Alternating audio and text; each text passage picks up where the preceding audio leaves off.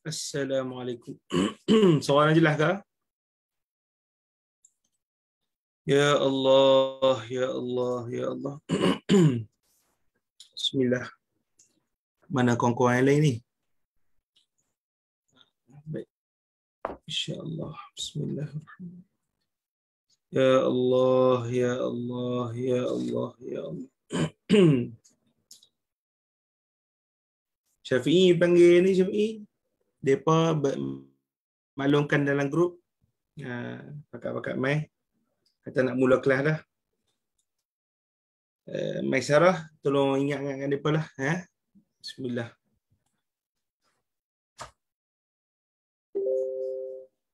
Yang tengok di Facebook jelas ke suara saya? Jelas ke?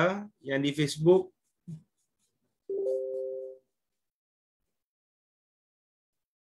Ya Allah, saya ikuti juga. Kalau antum ada apa-apa problem, komen, dimaklumkan.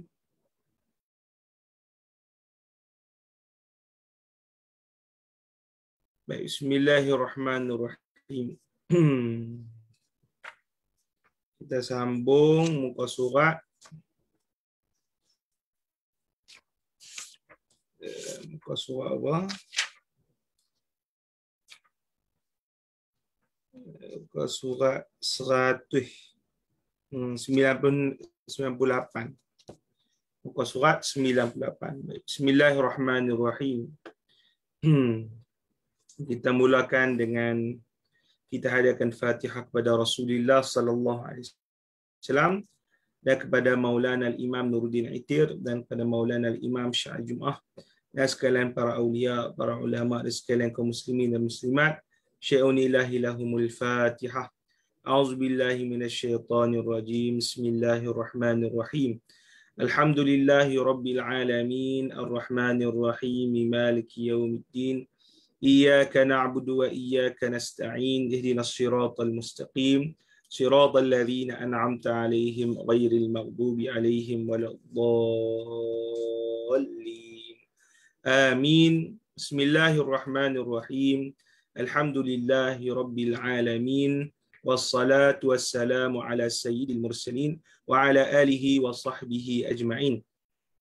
Rabbana shrah lana sudurana wa yassir lana umurana wahlul 'uqdatam min alsinatina yafqahu aqwalana. Allahumma faqihna fid din wa 'allimna ta'wil wahdina ila siratikal mustaqim. Allahumma akhrijna min zulumatil wahm wa akrimna bi nuril fahm وافتح علينا بمعرفة العلم وحسن أخلاقنا بالحلم وسهل لنا أبواب فضلك وانشر علينا من خزائن رحمتك يا أرحم الراحمين. وصلى الله على سيدنا محمد عبدك ونبيك ورسولك النبي الأمي وعلى آله وصحبه وسلم وبعد. السلام عليكم ورحمة الله تعالى وبركاته.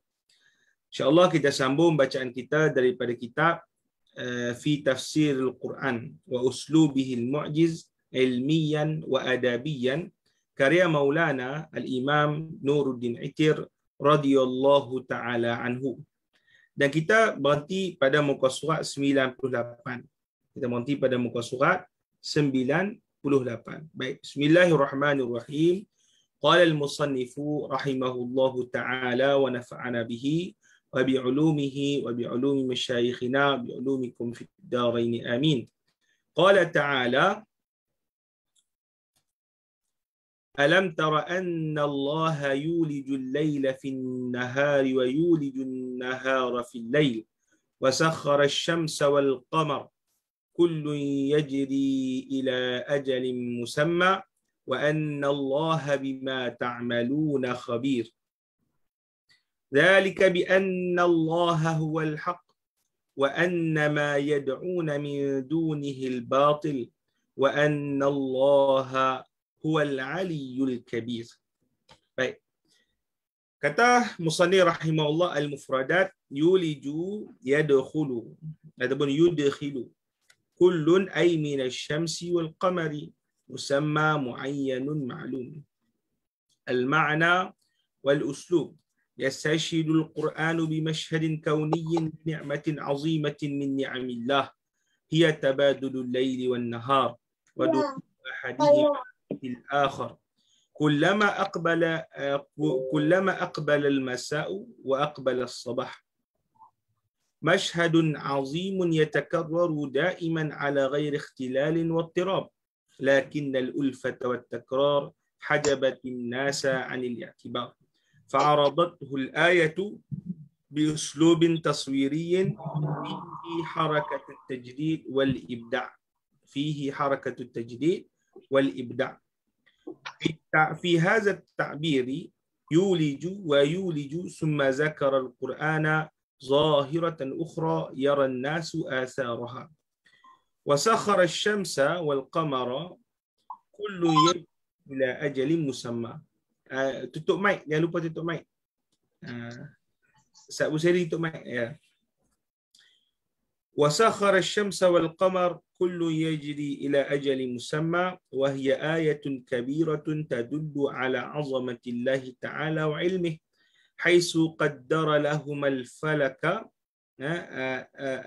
الفلك الذي يناسب دورة كل واحد فهو يجري إلى أجل مسمى إلى الوقت المعلوم عنده سبحانه وهو يوم القيامة أو إلى الوقت الذي تنتهي فيه دورة كل واحد منهما ليبدأ دورة أخرى الشمس إلى آخر السنة والقمر إلى آخر الشهر وهذا هو الأقوى هنا لمناسبة الاستشهاد ولقوله تعالى ألم تر وأن الله بما تعملون خبير هذا كقوله ألم تعلم أن الله يعلم ما في السماوات والأرض فهو الخالق المدبر العالم سبحانه وتبرز هذه الحقيقة إلى جانب حقيقتين السابقتين حقيقة مسلمة تبرز هذه الحقيقة حقيقة مسلمة لأن من قدر ذلك التقدير الليل والنهار ودورة الشمس والقمر كان ولا شك عالما بخفيات الأمور محيطا بها علما فأصبحت حقيقة ثابتة لا تحتاج إلى برهان لذلك قال وأن الله بما تعملون خبير ذلك بأن الله هو الحق. Baik. Firman Allah Subhanahu wa taala, dia kata di situ, alam tara anna Allah, tidakkah engkau melihat bahwasanya Allah Subhanahu wa taala itu yuliju, kalimat yuliju daripada kalimat aulaja, ini adkhala, memasukkan malam ke dalam siang dan memasukkan siang ke dalam malam. Wasakhara asy-syamsa wal qamar, dan dia tundukkan matahari dan bulan. Kullun, setiap daripada keduanya, iaitu setiap daripada matahari dan bulan, yajri ila ajalin, berjalan, bergerak sehingga ajalin musamma, sehingga tempoh yang musamma, yang maklum, yang tertentu. Mana musamma adalah muayyan, tertentu. Wa anna Allaha bima ta'maluna khabir, dan Allah Subhanahu wa taala itu sungguhnya dengan apa yang kalian lakukan khabir, maha mengetahui. Baik. Tuanku radhiyallahu taala anhu daripada ayat ini menceritakan beberapa perkara. Ni anda ringkaskan sikitlah setakat mana anda sempat buat, ya. Yang pertama adalah Allah Taala bentangkan kejadian malam dan siang. Allah Taala bentangkan apa? Kejadian apa? Malam dan siang. Allah Taala sebut apa? Alam tara. Sebab apa Allah Taala kata alam tara, tidakkah kau lihat? Maksudnya apa? Allah Subhanahu wa taala nak kata bukti kebesaran aku, bukti kehebatan sifat-sifat aku dan pekerjaan aku, bahawa engkau sendiri lihat, bahawa engkau sendiri lihat. Itu bukti, nampak bukti. Kejadian malam dan siang. Kejadian malam dan apa? Malam dan siang. Boleh? Baik. Kata Tuan Guru Al-Imam Syekh Nuruddin Itir, Allah Subhanahu wa taala bentangkan perkara tersebut baik dengan cara yang berlain sikit. Sebab apa cara yang berlain? orang manusia ni bila depa tahu, depa tengok siang malam setiap hari benda tu berulang-ulang. Jadi benda tu depa dah anggap macam benda dah biasa, benda dah kita panggil apa? Alah benda tak ada apa, benda biasa. Boleh? Maka disebabkan depa anggap benda tu sebagai benda biasa, maka depa alpa bahawa sebenarnya kejadian malam dan siang itu adalah kejadian yang sangat-sangat menakjubkan, menunjukkan kepada apa? Menunjukkan kepada apa? Kepada pencipta dia yang begitu hebat. Boleh? Jadi kita nampak macam dak malam siang benda-benda jadi macam biasa, benda semua. Tapi Allah Subhanahu Wa Taala dia mengeluarkan benda yang kita anggap biasa dengan cara dia bentangkan semula perbahasan itu dengan cara yang lain yang menakjubkan, dengan cara yang menyebabkan kita terfikir itu adalah kerja buat Allah Subhanahu Wa Taala. Sebelum ni kalau kita tengok malam dan siang, kita tak terfikir apa ni itu kerja Allah Taala, betul tak? Kita ini malam okey buka puasa. Besok siang tak ada apa. Macam benda tu kita panggil apa?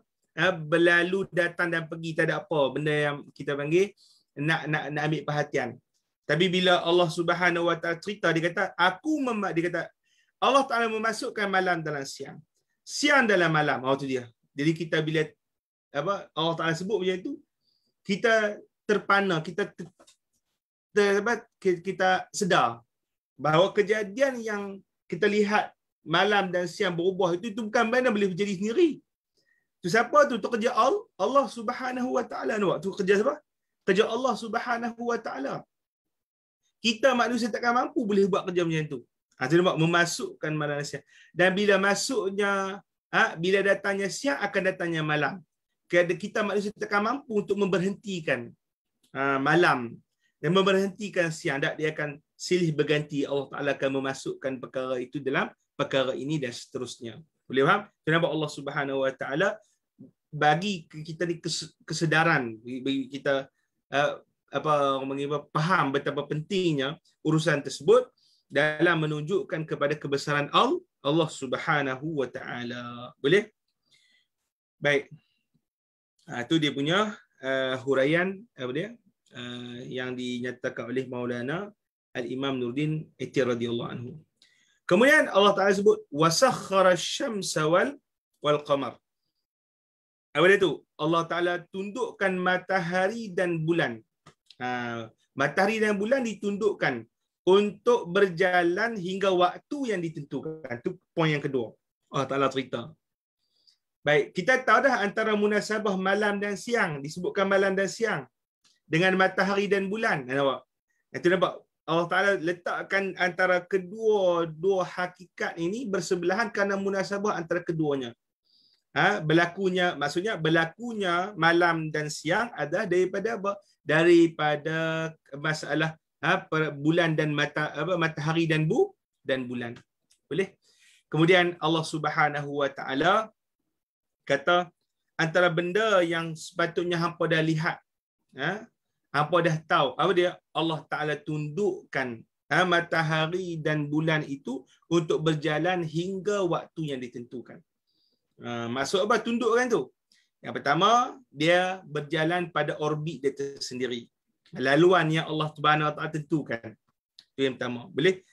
Jadi yang kedua, bila Allah Subhanahu Wa Ta'ala guna kalimat tundukkan, nak mengatakan bahawasanya bodohlah kepada siapa yang menyembah matahari dan bulan. Boleh faham? Bodohlah siapa yang menyembah matahari dan bulan. Kenapa? Bulan dan matahari itu diarah, ditunduk. Untuk apa? Untuk kita panggil kesenangan manusia. Boleh? Baik.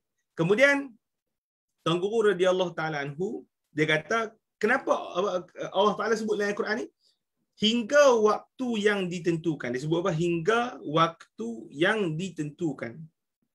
Apa maksud Allah Taala tundukkan untuk dia berjalan hingga waktu yang ditentukan? Ni ada khilaf di kalangan para ulama. Baik, anda baca di sini. Ada yang mengatakan bahawasanya hingga waktu ditentukan maknanya bulan dan matahari ini berterusan berlega di kawasan di tempatnya itu hinggalah hari kiamat. Hari kiamat nanti baru akan berhenti, stop. Boleh? Itu tafsiran ulama yang pertama. Tafsiran ulama yang kedua, dia berkata makna hingga waktu yang ditentukan itu adalah bulan ni akan berlega pada orbit masing-masing, ataupun kita kata bumi berlega di sekeliling matahari sehingga cukup 1 tahun. Maka bila cukup dah 1 tahun, masuk kepada tahun yang berikutnya. Begitulah juga bulan berlega di sekeliling bumi, maka bila cukup 1 tahun, 1 bulan, maka akan pindah kepada bulan yang seterusnya. Boleh? Maka mana yang lebih tepat? Kata Tuku radhiyallahu anhu, yang lebih tepat adalah pendapat yang kedua. Maksudnya berleganya matahari, berleganya bulan tadi itu adalah kita lihat cukupnya benda tu selama setahun dan sebulan. Sebab benda tu benda yang kita dapat lihat. Sebab Allah Ta'ala sebut alam tara, benda yang kita dapat lihat. Boleh? Tapi kalau berhentinya bulan sampai hari kiamat, kita berapa orang yang boleh dapat lihat? Sama saja kita orang Islam. Berhentinya matahari dan bulan, kehancuran hari kiamat dan sebagainya, itu bukan tertakluk di bawah penglihatan kita. Boleh? Jadi tafsiran yang lebih tepat adalah ajalin musamma, itu waktu yang ditentukan itu adalah berhentinya bulan dan bintang. Boleh? Baik.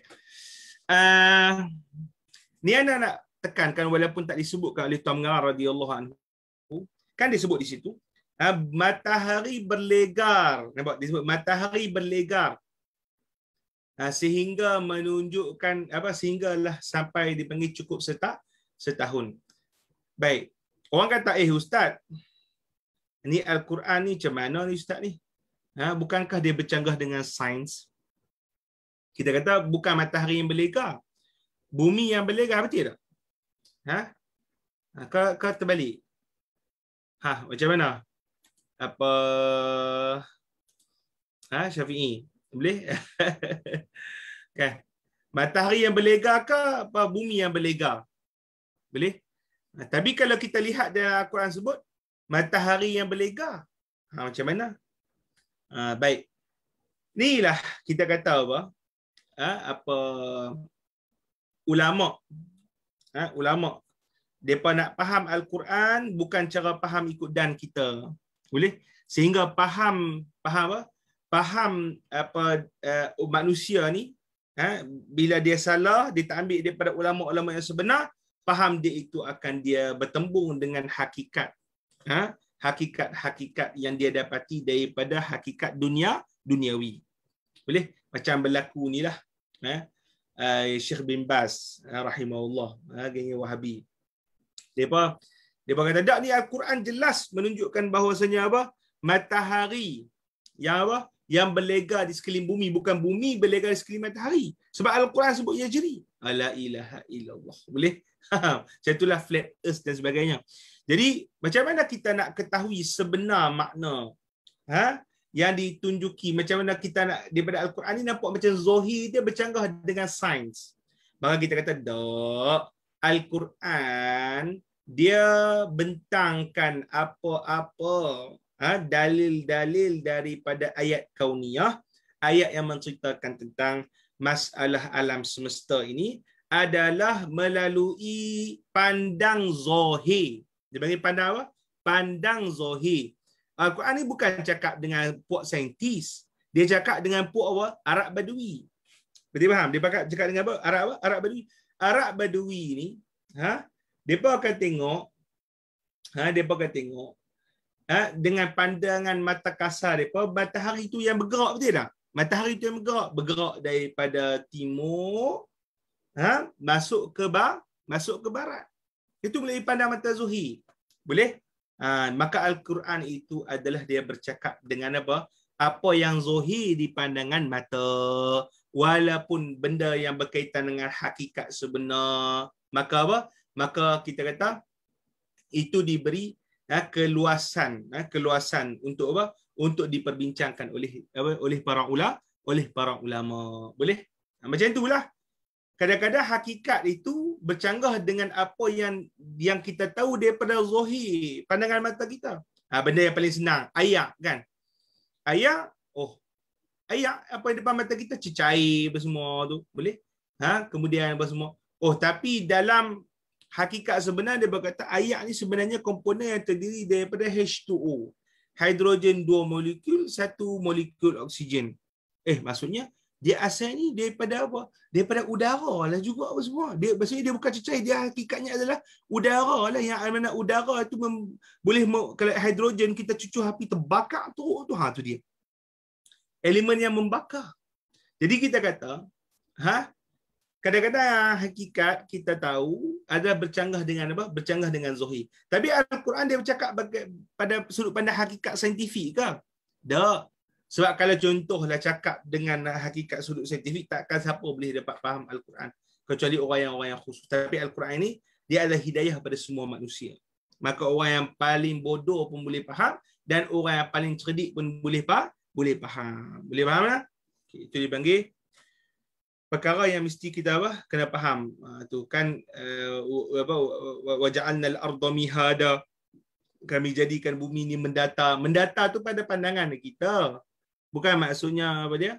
Pada segi hakikat sampai kita nak kata dak ni Al-Quran sebut mendata, maka sains tu tak betul. Tu jadi dia tak faham. Ada dipanggil sudut sesuatu perkara daripada zahir pandang mata dengan satu lagi daripada sudut hakikat sebenar. Boleh? Okay, sekarang ni boleh faham? Boleh Ustaz Busari apa? Okay, boleh. Itu dipanggil boleh. Matahari berlega, bumi berputar. Matahari berlega, bumi berputar. Boleh tak macam tu Ustaz? Macam mana tu? Bumi berlega macam mana Abang Rizam? Bumi berputar. Macam mana tu? Baik. Cuma kita kata apa tadi? Kena ada beza dalam kita nak ta'amul dengan Al-Quran ni antara apa? Zahir dengan hakikat. Maka benda yang kita sebutkan itu adalah kaedah yang sangat-sangat penting untuk mengharmonikan beberapa perkara yang dianggap Al-Quran ini bercanggah dengan kajian fakta. Boleh? Kajian apa? Kajian fakta. Boleh? Bumi berlega pada tempat dia, bumi putar. Betul? Boleh? Betul juga. Jadi kita kata boleh juga. Berputar tu dipanggil sebagai yajri. Boleh juga. Tapi sebenarnya yajri ni dia ada berpindah pada tempat kan. Tak silap lah cuma untuk kena kaji balik. Dia berkata matahari pun berlega di kawasan galaksi Bima Sakti. Dia berkata macam itulah. Cuma kena detailkan balik fakta, namun tak pasti. Boleh? Faham Abang Rizam? Okay. Habis itu. Okay, kemudian Allah Subhanahu Wa Taala sebut pada ayat wa anna Allaha bima ta'maluna khabir. Apa makna wa anna Allaha bima ta'maluna khabir? Allah mengetahui apa yang kalian lakukan. Allah Taala mengetahui apa yang kalian lakukan. Baik. Bila isu dia sini kat mana? Isu dia kat sini kat mana? Tadi Allah Subhanahu Wa Taala cerita apa matahari dan bulan ditundukkan di orbit masing-masing. Kemudian malam dan siang diletakkan kejadian oleh Allah Subhanahu Wa Taala. Tiba-tiba Allah Subhanahu Wa Taala cerita Allah Taala mengetahui pekerjaan kalian.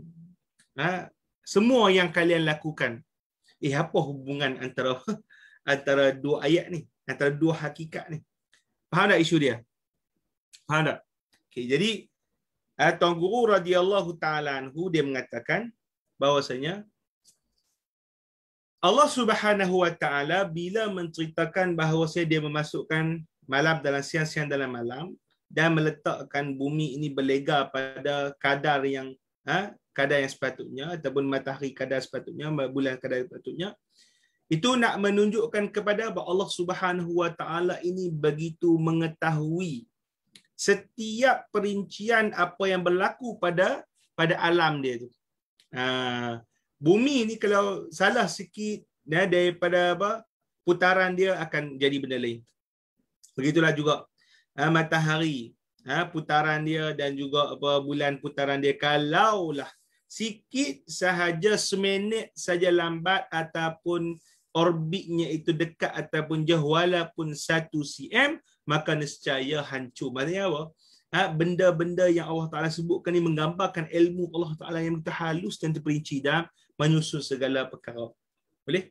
Maka Tuan Guru kata, kalaulah demikian terperinci Allah Ta'ala mengetahui pada kerja perlakuan apa yang berlaku daripada alam ini, maka tidak syak lagi, tak mungkinlah Allah Ta'ala tak tahu apa yang kita lakukan. Tak mungkinlah apa? Allah Ta'ala apa? Tak tahu apa yang kita lakukan.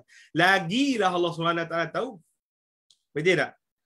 Kita lagilah Allah Subhanahu Wa Ta'ala tahu. Takkan tersembunyi daripada apa? Ilmu Allah Subhanahu Wa Ta'ala daripada apa yang kita lakukan. Itu yang dimaksudkan dengan apa? Dengan wa annallaha bima ta'maluna khabir. Boleh? Okay, habis kat situ.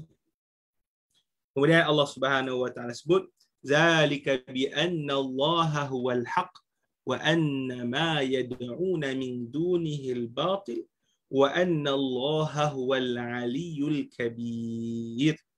Itu dia, zalika. Zalika, dan demikian itu. Demikian itu merujuk pada apa? Yang tadi kita cerita habis tu. Cerita habis daripada kehebatan Allah Ta'ala menundukkan bulan dan matahari, memasukkan malam dan siang. Dan menunjukkan apa? Bi anna Allaha huwal haq. Allah Ta'ala sahaja Tuhan sebenar. So, apa dia Tuhan sebenar? Dia buat semua benda. Dia tak berhajat pada siapa. Bahkan kita yang berhajat kepada dia, betul? Bahkan makhluk ni berhajat kepada aturan dia. Kalau tak ada daripada aturan dia, hancur habis. Itu maksud dia. Wa anna Allaha wa anna ma yad'una min dunihil batil.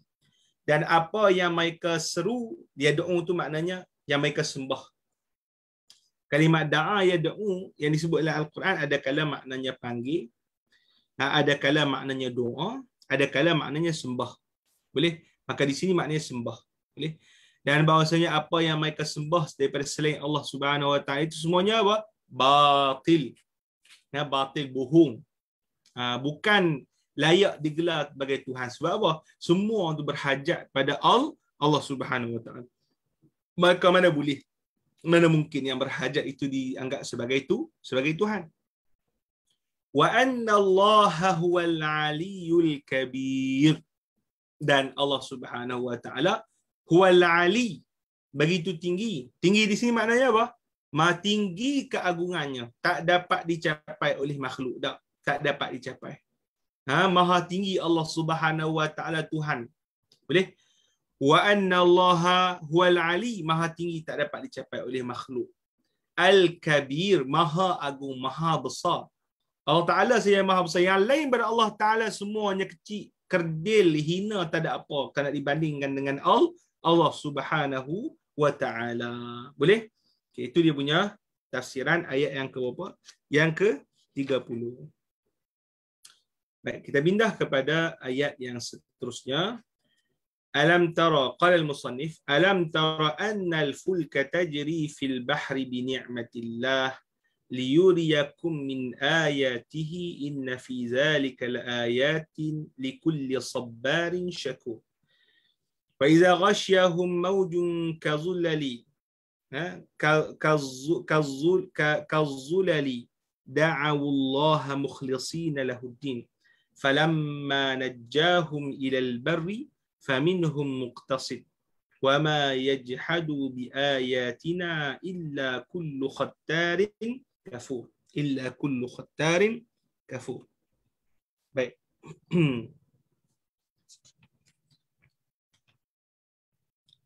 Nah,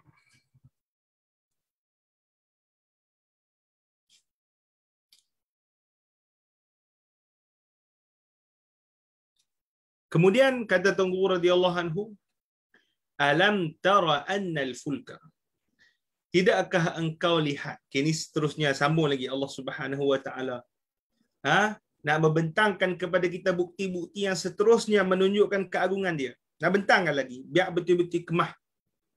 Biar betul-betul kita ini merasa sungguh dalam hati kita keagungan Allah Subhanahu Wa Taala. Allah Taala ajar kita untuk kita melihat alam semesta, untuk kita apa? Untuk kita rasa sungguh keagungan Allah Subhanahu Wa Taala. Alam tara, tidakkah kau lihat? Apa dia tu ya Allah? Lihat apa tu? Annal fulka tajri fil bahri. Bahwasanya al-fulk, bahwasanya kapal-kapal bahtera-bahtera ni tajri fil bahri, jalan di mana? Di atas laut, bi ni'matillah, dengan nikmat Allah. Dengan nikmat itu ada saya tulis bawah ni, makna dengan nikmat itu adalah dengan rahmat Allah Subhanahu Wa Taala. Ini ada nukil semua daripada kitab ni. Boleh? Dengan rahmat Allah Subhanahu Wa Taala. Ihsan Allah Subhanahu Wa Taala. Baik, ada ulama tafsirkan bi ni'matillah, dia kata dengan angin. Allah Taala memperjalankan apa? Kapal itu dengan apa? Dengan angin. Kerana angin itu adalah nikmat. Boleh? Daripada Allah Taala juga. Baik, Maulana Syekh Nurdin Aiti kata tak, tafsir nikmat itu dengan angin tu dhaif. Sebab apa pula? Ini kaedah penting. Kita tarjih daripada pandangan-pandangan tafsir. Adalah bila Allah Ta'ala sebut dengan nikmat Allah Ta'ala. Nikmat Allah Ta'ala itu dengan benda yang umum. Maka bila kita tafsirkan sesuatu yang umum dengan sesuatu yang khusus, maka itu adalah tafsiran yang kurang tepat sikit. Kurang apa? Kurang tepat. Sebab bila kalau kita contoh, kita tafsirkan sekarang ni, binikmatillah dengan angin, zaman lah ni kapal layak ada lagi ke? Jarang dah orang pakai kapal layak. Semua pakai kapal enjin. Boleh faham? Kebanyakan pakai kapal enjin. Maka kita mungkin dah tak nampak kebesaran nikmat Allah Subhanahu Wa Taala. Boleh? Baik. Kemudian kata Allah Taala, liyuriyakum min ayati. Sebab tu apa? Allah Taala jadikan benda-benda yang kita sebutkan itu daripada kapal yang boleh berjalan di atas air, liyuriyakum min ayati. Supaya nampak? Sebab dia supaya dia memperlihatkan kepada kalian min ayati. Daripada ayat-ayatnya, iaitu bukti-buktinya, dalil-dalilnya, ataupun nikmat-nikmatnya. Nikmat besar bila kita boleh apa? Ada kapal berjalan atas hiyak. Kalau tak ada lah kapal berjalan atas hiyak, dulu ni tak ada lah kapal terbang. Kapal terbang pun tak boleh buat muatan banyak sangat. Boleh. Kalau nak buat muatan banyak ni daripada kapal hiyak lah. Nak buat mereka daripada jalan darat sejauh tak boleh pergi. Dan ini alhamdulillah, tu Allah Subhanahu Wa Taala bagi nikmat untuk kapal berjalan di atas air. Inna fi dzalikal ayatin. Sungguhnya pada demikian itu, itu pada kapal yang disebutkan ini, ataupun termasuk juga daripada matahari yang ada cerita sebelum ni, la ayatin likulli sabarin syakur. Adalah ayat, bukti-bukti bagi setiap orang yang sangat-sangat bersabar. Sabar, banyak-banyak bersabar. Sabar tu sabar daripada musibah lah yang melanda. Syakur, dan orang yang banyak-banyak bersyukur. Boleh? Itu dipanggil apa? Ayat yang ke-31. Baik. Wa iza ghasyahum maujun kazzulali. Maka apabila menutup ke atas mereka itu maujun ombak. Kazzulali, seperti mana kita kata zulal. Zulal ni seperti benda yang menaungi. Tu dia nak kata apa?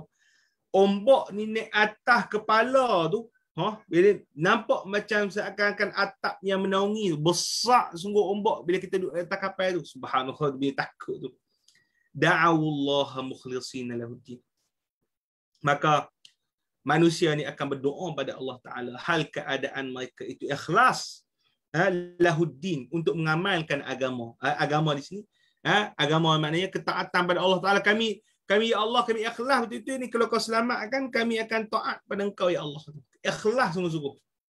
Falamma najjahum ilal barri, maka apabila Allah Ta'ala selamatkan mereka ilal barri, kepada daratan, faminhum muqtasid, maka ada di kalangan mereka itu muqtasid. Muqtasid, sekali lagi Tuan Guru akan ceritakan muqtasid ini ada dua pandangan menafsirkan makna apa muqtasid. Yang pertama, muqtasid dari segi bahasa adalah daripada kalimat qasada, kan? Iqtasada, maknanya sederhana.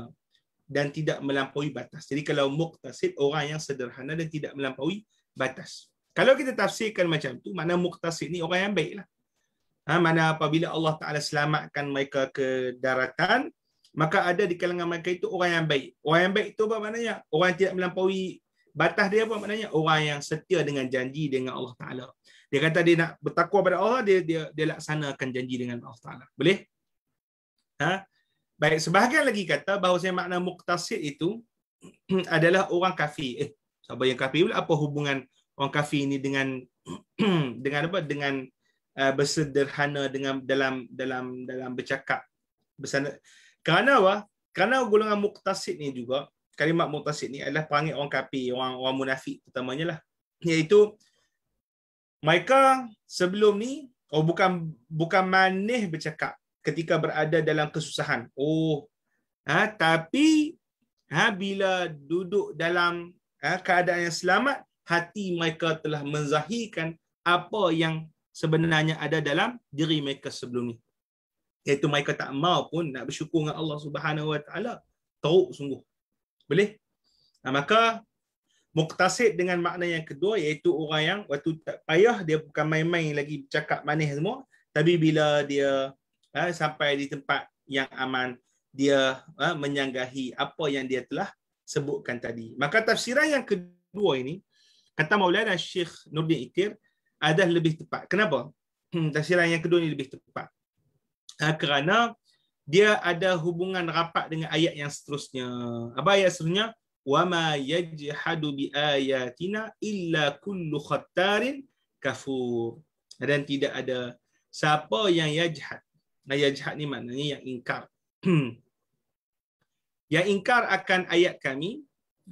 Ni saya yajhadu ayatina, tapi bi ayatina maknanya dia nyatakan ba ni ba zaidah untuk taukid. Dan tidak ada siapa pun yang mengingkari bukti-bukti kami ni sungguhnya melainkan orang yang khattarin kafur. Dan melainkan orang yang khianat dan orang yang banyaknya kufur, banyaknya ingkar. Boleh? Maka kita kata bila Allah Ta'ala sebut orang yang ingkar ni sangat-sangat banyak khianat, banyak teruk. Boleh? Maka sesuailah dengan makna akhir daripada ayat ini, makna muqtasid itu kita letak makna orang kafir. Boleh? Tapi sebenarnya dengan makna muqtasid itu boleh dua makna lah. Maknanya ada di kalangan orang yang baik, ada di kalangan orang yang kafir. Siapa yang kena azab daripada Allah? Orang kafir. Boleh? Dan orang kafir teruklah panggil dia. Okay, boleh? Sebenarnya makna muqtasid itu boleh untuk kita kata merangkumi dua-dua puak. Boleh? Ayat pun tidak menghalang untuk dimaknakan dengan makna apa? Makna demikian. Boleh faham? Itu nak kata luahnya makna Al-Quran Al-Karim. Habis kat situ. Okey. Kita tengok makna dan juga uslub. Ini yang ambil daripada kitab ni juga.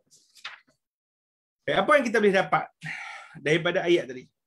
Iaitu kekuasaan Allah Subhanahu Wa Taala antaranya adalah kapal yang membawa berbagai-bagai barang-barang yang apa?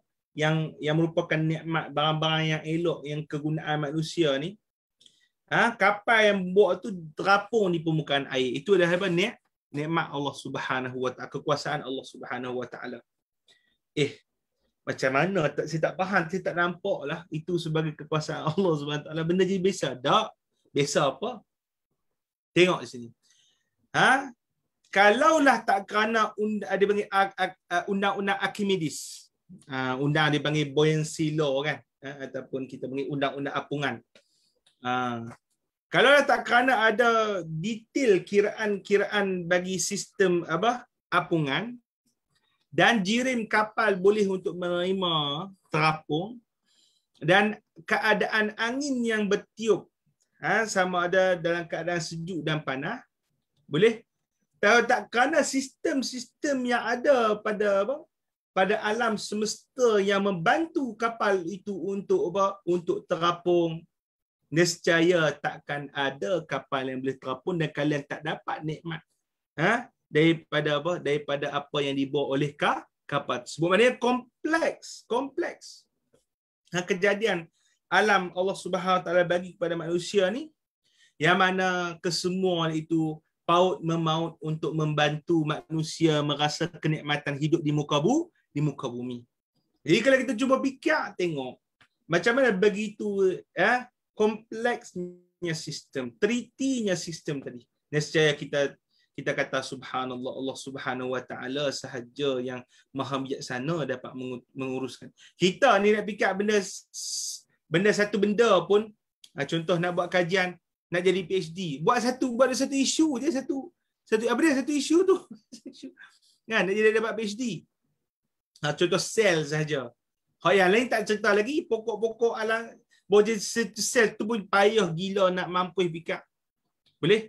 Tapi Allah Subhanahu Wa Taala, subhanallah, bagaimana dengan kesemua keajaiban yang ada di alam semesta ni, kebijaksanaan Allah Subhanahu Wa Taala boleh menyusun segalanya dalam satu sistem yang membantu, sempurna menyempurna, sehingga memberi kenikmatan kepada manusia hidup di muka bumi. Boleh? Baik, maka orang yang meneliti apa yang ada daripada kenikmatan tersebut dan sebagainya, maka dia apabila dia mendapat bala ujian pada Allah Subhanahu Wa Taala, satu Allah tersebut kan, likulli sabbarin syakur. Dia tengok kajian berketelitian Allah Subhanahu Wa Taala tu, orang yang akan dapat ujian dia akan boleh bersabar. Sebab apa?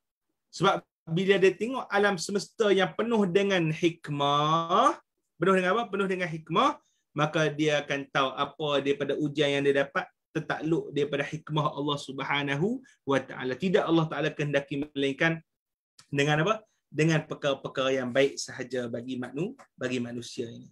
Boleh? Syakur. Dan bila lihat ketelitian ni, dia akan banyak bersyukur pada Allah Subhanahu Wa Taala. Boleh? Baik. Habis kat situ. Ini ayat Ikhlas. Okey. Kemudian Allah Subhanahu Wa Taala sebut wa iza ghasyahum maujun kazulali. Baik. Allah Taala kata apa?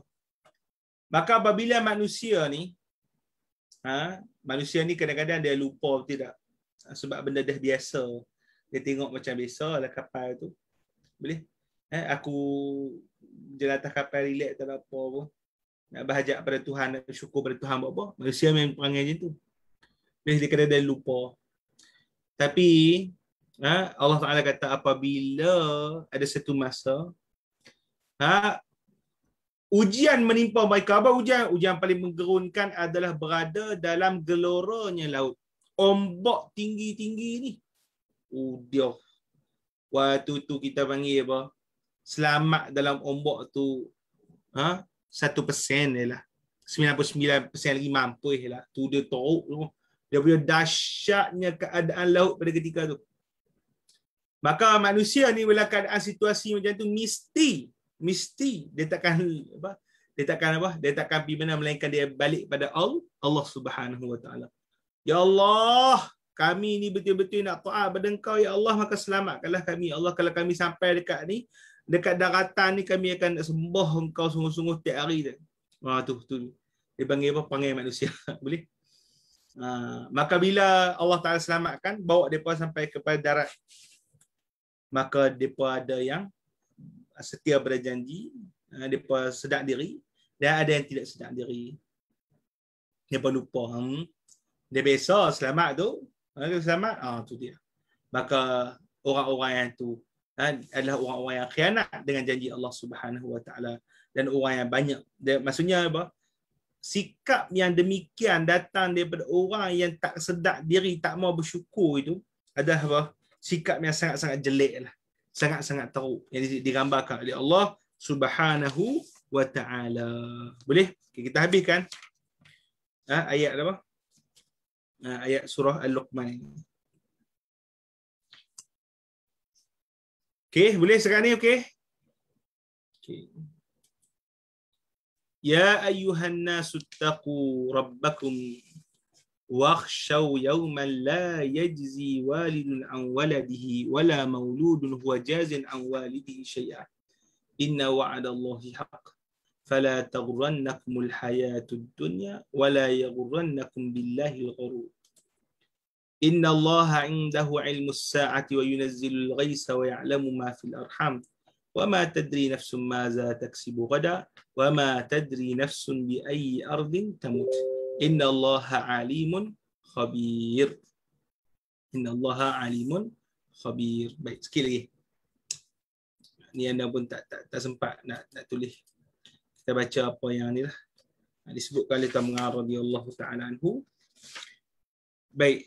Ya ayuhan nas, wahai sekalian manusia, bertakwalah kalian pada Allah, pada Tuhan kalian. Bertakwalah kalian kepada Tuhan kalian.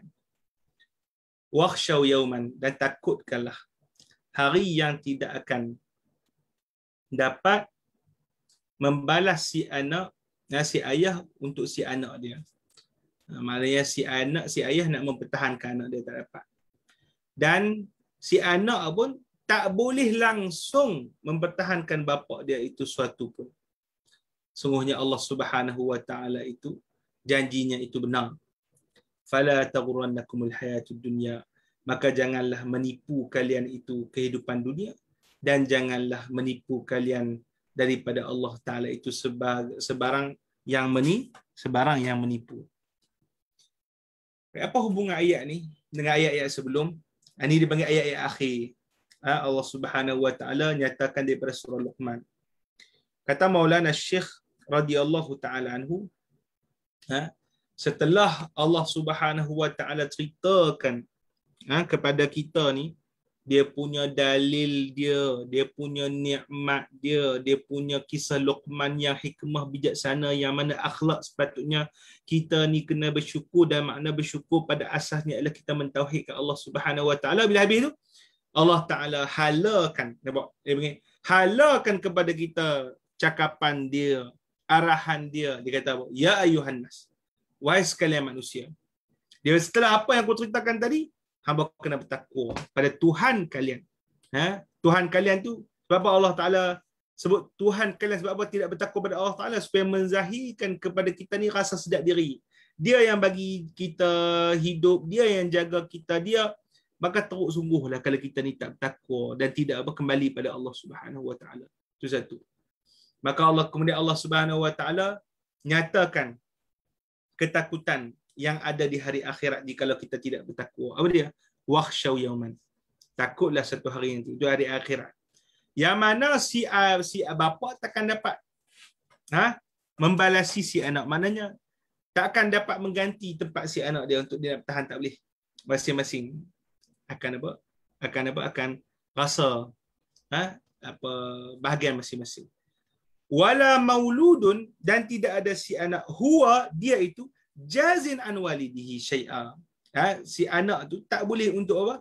Untuk menggantikan balasan si ayah dia tu suatu pun. Baik, ini Maulana Syekh Nuruddin Itti kata apa? Tengok di sini, kalian tu perasan. La yajri. Kalian tu perasan?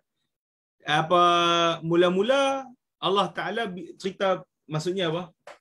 Si ayah tak boleh backup anak dia. Si anak pun tak boleh backup anak dia. Okay, yang pertama tu tengok, kenapa Allah Ta'ala sebutkan di sini perumpamaan anak dengan bapa. Bapa dengan anak. Sebab apa? Sebab kita kata tak ada seorang manusia pun yang memang kita kata tamak nak menjaga orang lain daripada siapa? Ayah, si ibu bapa dengan anak dia. Tak ada yang lain. Itu je. Memang si ayah ni nak supaya anak dia selamat. Pada akhirat tak ada. Tak ada boleh. Dunia bolehlah tolong, bapa tolong. Bapa kasih. Bolehlah. Di akhirat tak ada. Itu satu. Kemudian yang kedua, kalian tu perasan, tengok la yajzi walidun an walidih. Ni dia bagi fi'il apa ni? Ni dia bagi jumlah apa? Jumlah fi'liyah. Bila cerita tentang bapa nak selamatkan si anak, maka Allah Ta'ala gunakan jumlah fi'liyah. Bila cerita tentang si anak nak selamatkan si bapa, Allah Ta'ala guna jumlah apa? Wala mauludun huwa jazin. Guna jumlah apa? Ismiyah. Ulama-ulama bincang tu. Kata Maulana Syekh Nuruddin Itti, sebab apa? Bila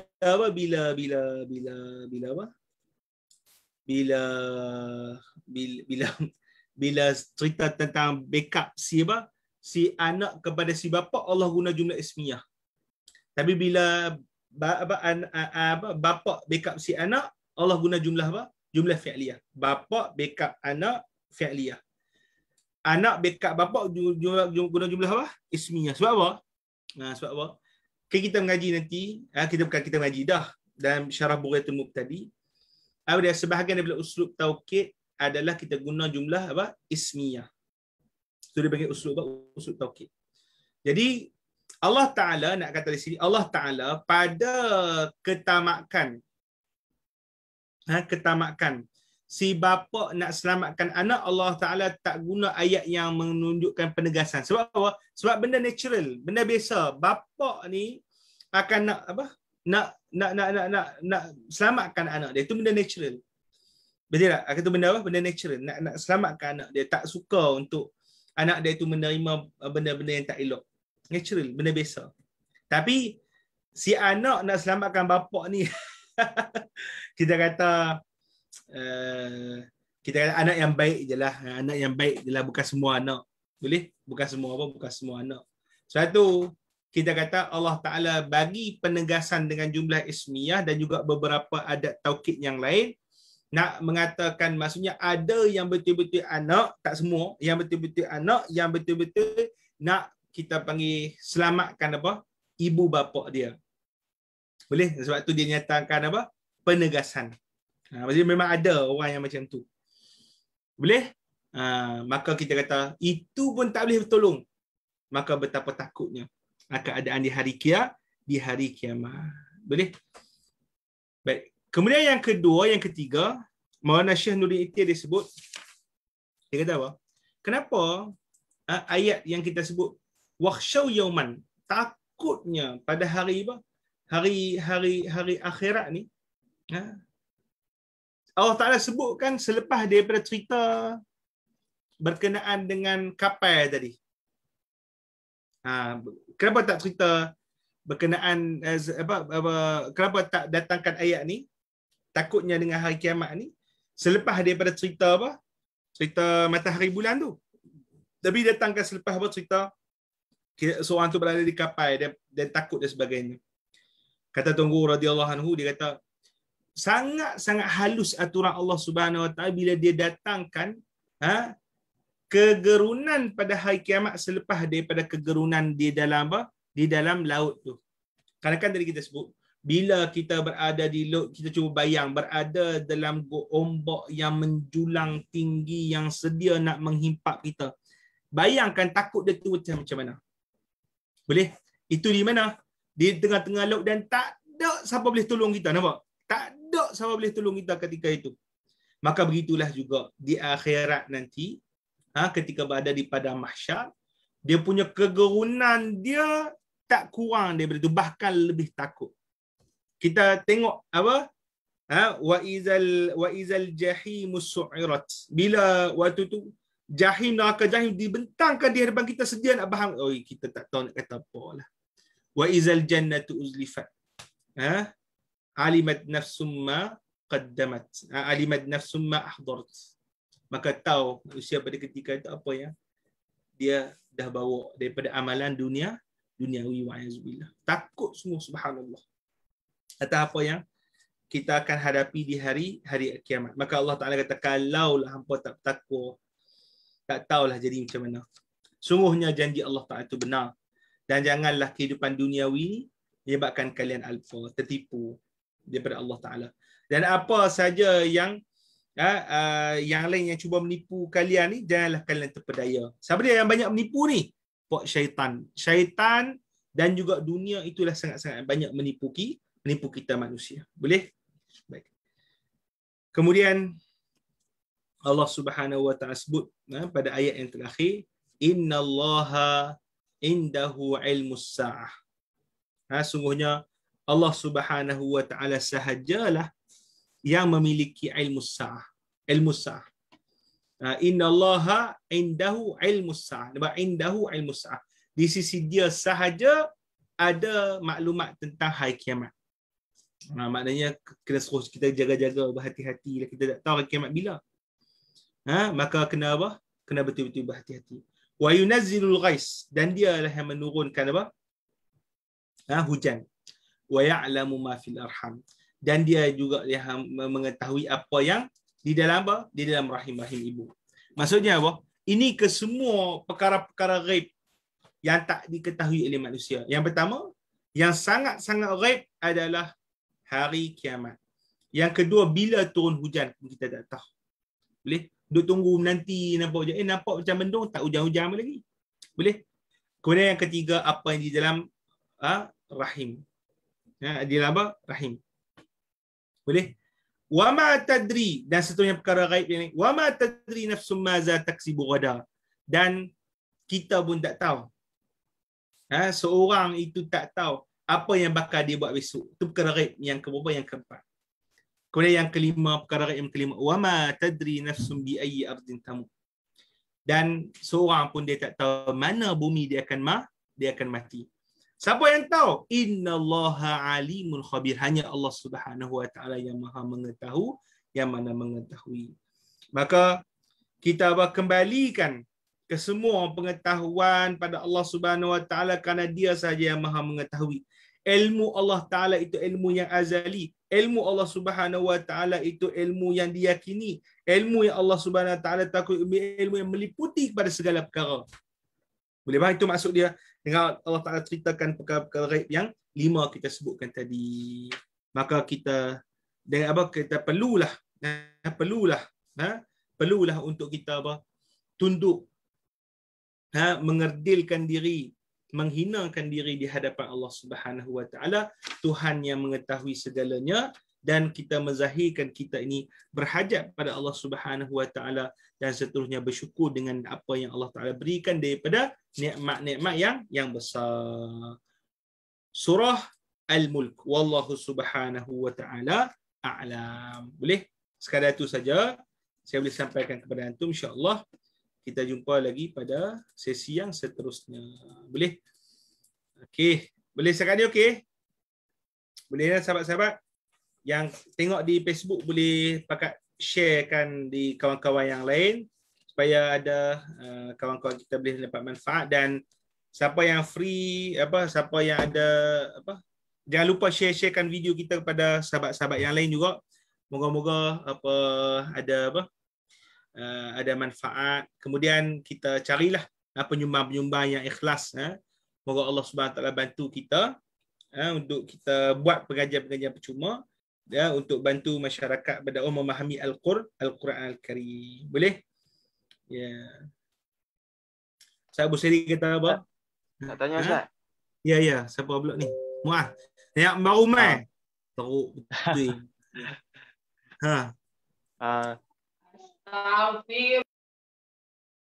Apa dia? Muaz,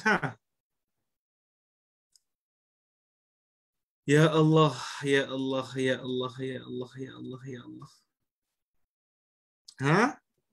Apa Muaz? Mama tulis apa? Baik, soalan Ustaz Usairi. Apa munasabah Allah Taala sebut sabar dan syakur pada ayat sebelum? Yang tadi kan kita sebut sabar dan syakur. Inna fi dzalikal ayatin likulli sabarin syakur. Betul tak? Itu adalah bukti bagi orang yang banyak bersabar dan banyak bersyukur. Tadi ana sebut dah secara ringkas Ustaz Busairi.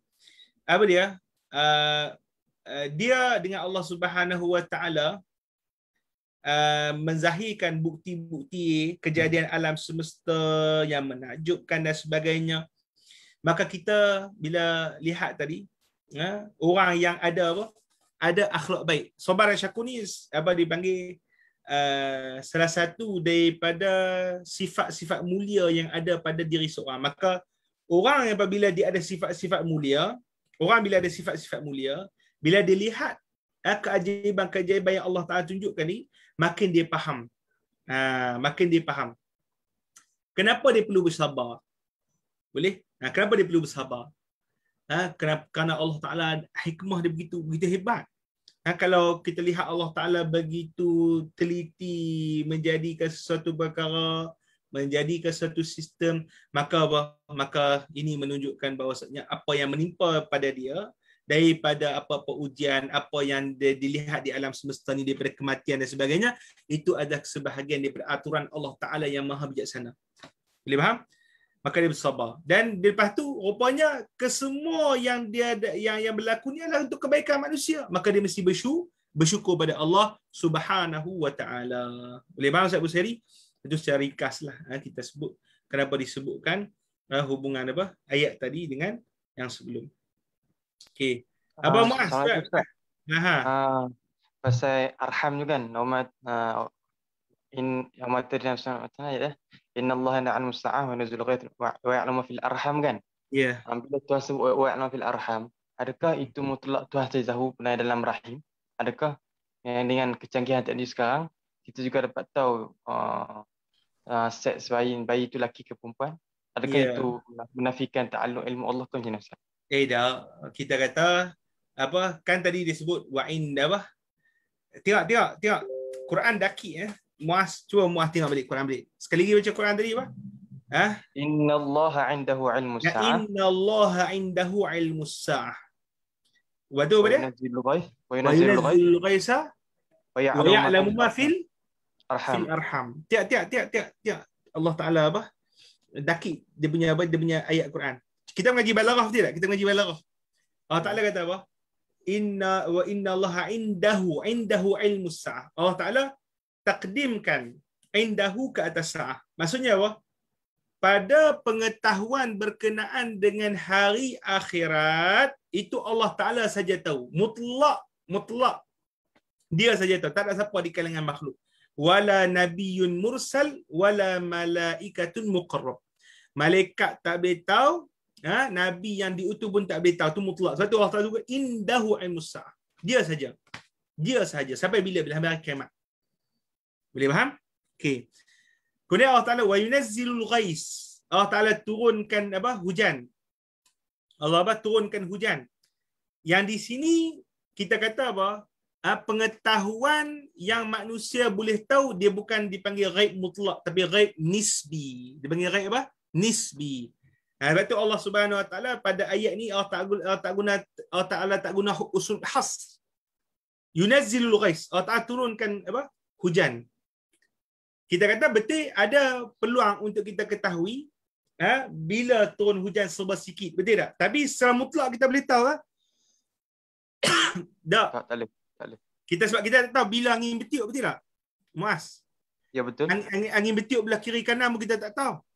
Lepas tu kita kadang-kadang angin bertiup, angin panas, angin sejuk pun kita tak tahu. Perubahan kita taklah lengkap maklumat untuk kita nak mengetahui detail berkenaan dengan alam semesta. Hanya kita ada fokus yang bersifat zonni saja. Jadi dipanggil pengetahuan kita bersifat nisbi. Boleh faham? Sebab tu Allah Ta'ala tak menafikan pengetahuan secara mutlak. Berbeza dengan berkenaan dengan hari akhirat, Allah Ta'ala nafikan pengetahuan secara mutlak. Boleh? Dia tak tahu langsung. Kemudian Allah Ta'ala wa ya'lamu ma fil arham. Allah Ta'ala tahu apa yang dalam rahim. Dalam rahim. Maksudnya apa? Bukan Allah Ta'ala kata aku ketahui secara mutlak dengan aku menafikan pengetahuan apa tentang rahim ni secara mutlak. Tak. Allah Ta'ala sebut macam tu. Allah Ta'ala kata apa? Dia tahu juga apa di dalam rahim. Allah Ta'ala tak guna usul khas. Maksudnya apa? Kita ada peluang dengan relatif tertentu maklumat, kita boleh mengetahui apa dalam rahim. Boleh tahu juga pasal lelaki perempuan. Boleh tahu juga pasal bagaimana kejadian rahim. Bagaimana? Tapi ada tak benda yang kita tak tahu berkenaan dengan bagaimana kejadian-kejadian dalam rahim? Terutamanya tiup roh. Muaz boleh tahu bila Allah Ta'ala tiup roh. Macam mana boleh tiup roh? Nyawa diberi dalam rahim. Muaz boleh tahu? Yang medical teknologi tahu bila jantung berdegup je lah. Kalau roh tu tak tahulah. Ada roh? Tak tahu. Nyawa kofo jantung kah?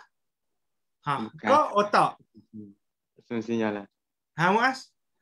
Jantung berdegup ke otak function? Yang paling kuat sekarang ni otak lah. Otak function. Otak function lah?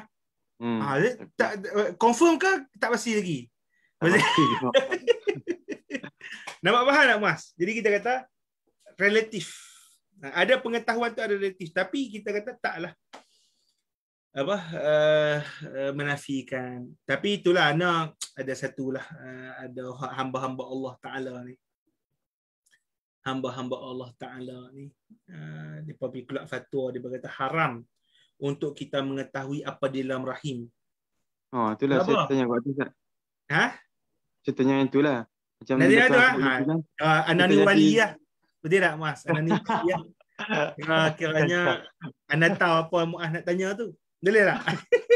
sebab bila tuan sebut macam tu kan, kita nak cari ilmu pasal tu boleh ke tak? Maksudnya adakah dah jadi mutlak Tuhan punya ilmu ke? Tak. Macam Sebab tu kita kena faham. Sebab tu anda kata kita kena mengaji ilmu balaghah. Tu, kita kena mengaji ilmu apa? Ilmu balaghah. Saya Uzali kenal Saya Uzali. Puasa-puasa ni pakai diri wali. Kenal? Saya Uzali? InsyaAllah. Gurau-gurau. Ada hamba-hamba Allah ni yang tak beritahu lah. Tapi orang besar lah kan. Dia kata tak boleh kita tahu benda dalam rahim. Tak boleh mengetahui jantina anak. Ilmu tu mutlak bagi Allah Ta'ala. Tak. Tu kita bila kita mengaji balaghah ni, kita tahu dah. Allah Subhanahu Wa Ta'ala bila tidak menggunakan uslub khas, maka Allah Ta'ala tidak menisbahkan mutlak ilmu kepada dia saja. Boleh? Maknanya Allah Ta'ala bagi peluang pada kita untuk kita ketahui. Pada zaman ini mukjizat Al-Quran. Boleh faham tak? Nampak? Tu ketelitian. Allah Subhanahu Wa Ta'ala dalam ayat Al-Quran tadi. Boleh? Faham tak Muaz? Tu sebab tu depa yang istidlal kata mutlak tu sebenarnya tak betul. Depa tak tepat baca nas. Tak tepat baca nas. Boleh? Saya fikir depa, saya terang depa. Siapa depa pula aku terang depa nah. Kata kena mengaji balaghah, kena mengaji balaghah. Baru dia cermat dalam kita ketahui maklumat berkenaan dengan ayat Quran tadi. Baik. Tentang anak dalam rahim Tuhan tahu azali, kita tahu majazi lagi aradi apa benda betul? Betul? Allah Taala tahu sejak azali, betul? Itu ilmu Allah Taala, sifat ilmu Allah Taala azali qadim. Dan kita ni dia panggil apa? Tahu secara apa? Kita panggil majazi ni kita panggil lebih kurang lah. Aridi itu maknanya benda yang datang. Bukan kita kata apa? Bukan kita kata apa yang telah sabit. Telah sabit sejak Zaidah Aridi, benda yang baru. Hari ni kita tahu, besok tahu lebih pula, besok lusa tahu pula, kadang-kadang kita lupa pula. Kita boleh faham itu dipanggil makna apa? Aridi. Sebenarnya bukan Aridi Ustaz Abang Rizam, salah tu. Orang bagi bukan, kita mengaji dalam nahu, kita mengaji dalam sorof. Ni tu anda kata tu Abang Rizam tu kena teliti. Ilmu nahu sorof ni boleh. Kalau Arab aradi kita kata apa, dia punya isim nisbah dia adalah aradi. Arab dia punya nisbah dia aradi, bukan aridi. Aradi boleh, itu dia punya nisbah. Jauhari dengan apa, aradi, bukan aridi. Baik, tak ada saja tambahan boleh. Wallahu ta'ala alam. Letihlah surah tak ada. Bila anda baca surah Mulk ni masih banyak Zanu Hafizah. Zanu Hafizah daripada apa? Daripada Singapura. Alhamdulillah. Tapi memang baguslah kitab Tafsir Syekh Nuruddin ni. Banyak benda yang apa? Benda-benda yang baru. Anda pun dapat baca yang kita kata tak ada. Dalam kita baca kitab turus tak ada. Kitab turus tak ada. Dia baru, benda baru. Jadi sebenarnya kita muasarah pun kita tak boleh buat lebih kurang, kena baca juga. Boleh? Baik, wallahu subhanahu wa ta'ala alam. Ya, sekadar itu saja saya boleh sampaikan kepada antum. InsyaAllah kita jumpa lagi pada besok insyaAllah. Wallahu subhanahu wa ta'ala a'lam. Boleh?